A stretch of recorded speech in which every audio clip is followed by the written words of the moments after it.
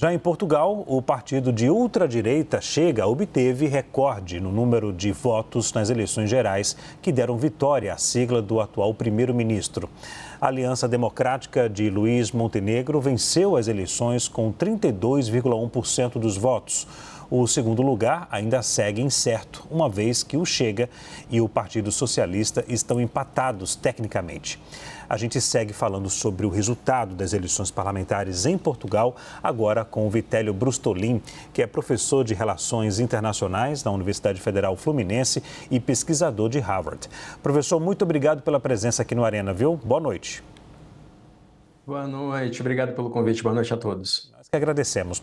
Professor, o que explica esse cenário político fragmentado em Portugal e o fortalecimento da ultradireita?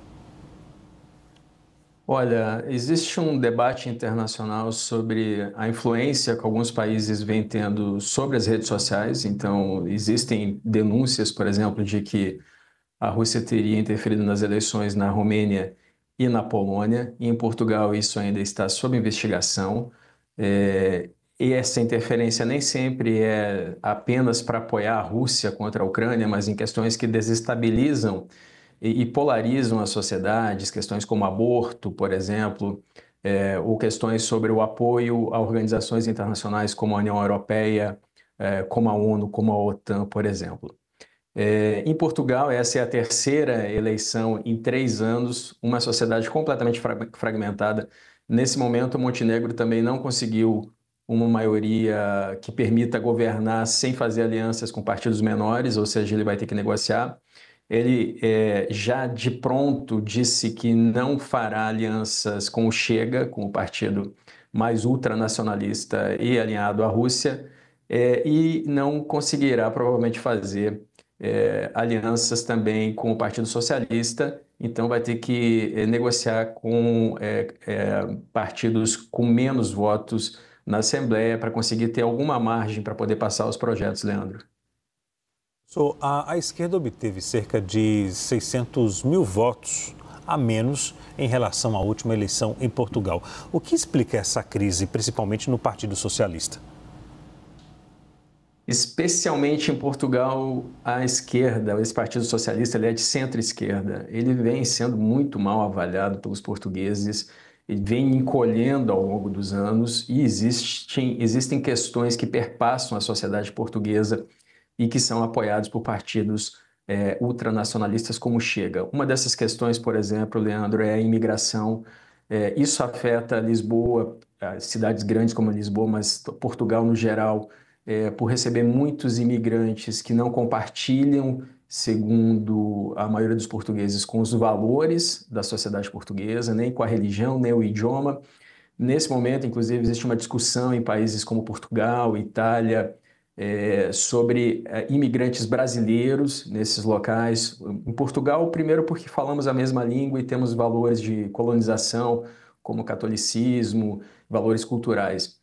Isso, dentro de Portugal, gerou um debate sobre que tipo de imigrante Portugal quer e que tipo de sociedade Portugal está se transformando. O mesmo ocorre na Itália nesse momento, onde se vota o direito à cidadania para descendentes de imigrantes italianos que vieram ao Brasil há décadas, e a Itália passou no Senado e agora vai para a Câmara um projeto para limitar o direito de cidadania para filhos ou netos de italianos, ou seja, não passaria mais por outras gerações mais antigas, Leandro. É uma discussão que perpassa toda a União Europeia, é um dos focos principais, o de imigração, e nesse momento em que o mundo atravessa vários conflitos geopolíticos, inclusive um embate entre a União Europeia contra a Rússia. A União Europeia está investindo 800 bilhões de euros para se defender de possíveis ataques russos no futuro.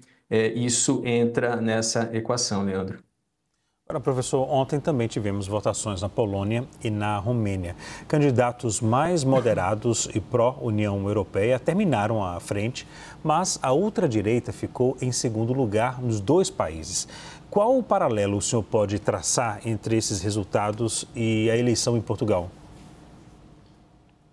Olha, é mais próxima a eleição da Romênia e da Polônia entre elas do que as duas com Portugal, porque são países mais próximos à Rússia.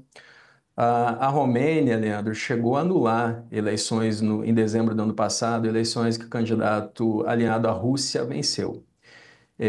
Inclusive porque esse candidato, nas pesquisas, ele tinha menos de 10% das intenções de voto, ele fazia 1 ponto nas pesquisas e acabou vencendo. Então a Romênia acusou a Rússia de ter afetado essas eleições. A Suprema Corte da Romênia anulou as eleições. Houve investigações que mostraram que a Rússia investiu 200 milhões de dólares para afetar o resultado da eleição. E aí, no primeiro turno, o Rafał Trzaskowski, que é o atual prefeito da capital da Polônia, venceu essas eleições. Ele é um candidato alinhado à União Europeia e ele venceu do candidato alinhado à Rússia, o Karol Nawrocki. E esse Karol Nawrocki, inclusive, a Rússia questionou esse resultado da eleição, disse que como é possível, já que o Nawrocki tinha vencido no primeiro turno, que houvesse essa virada. Mas, de fato, tanto na Romênia quanto na Polônia tem havido muitos ataques cibernéticos e tem havido o espraiamento de bots e de influenciadores contra a União Europeia. Nem sempre as questões são exatamente sobre a guerra na Ucrânia e a Rússia, são questões de desestabilização da sociedade, de novo. Então, entra a questão contra a imigração, entra a questão contra o aborto, por exemplo, que acaba favorecendo um lado a despeito dos outros. Então, nos dois países, Romênia e Polônia, foram comprovados ataques cibernéticos, comprovada a influência no Telegram, em redes sociais como YouTube, por exemplo, no TikTok. Já em Portugal, não há nenhuma comprovação ainda, e Portugal, inclusive, está muito mais distante dessas duas nações, então provavelmente a influência russa foi menor, Leandro. Bem, nós conversamos com o Vitélio Brustolin, professor de Relações Internacionais da Universidade Federal Fluminense e pesquisador de Harvard. Professor, obrigado pela disponibilidade de falar conosco mais uma vez, viu? Até a próxima. Obrigado pelo convite, Leandro. Até logo. Até logo.